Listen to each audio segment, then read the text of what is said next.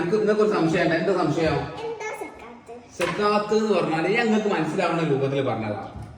ഇതിപ്പോ ഒരു കക്കേരിക്കാണ്. ഈ കക്കേരിക്ക നമ്മളെക്കുള്ള മുതലായിട്ട് കൂട്ടാം, സമ്പത്തായിട്ട് കൂട്ടാം. ഇത് നമ്മൾ 10 കഷ്ണാക്കുക. 1 2 3 4 5 6 7 8 9 10. എത്ര പീസ് ഉണ്ട്? 10 പീസ് ഉണ്ട് അല്ലേ? ഒരേ മരത്ത് 10 പീസ് ഉണ്ട്.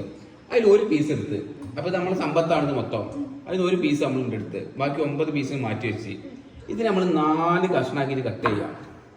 കണ്ടാ ഇപ്പൊ എത്ര ഇത്?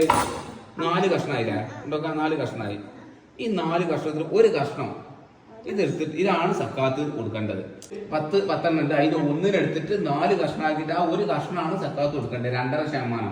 ഈ 2.5% എന്ന് പറഞ്ഞാൽ സക്കാത്ത് ഉണ്ടല്ലോ, ഇത് ഔദാര്യമില്ല, പാവപ്പെട്ടവന്റെ ഔദാര്യമില്ല, അവകാശമാണിത്.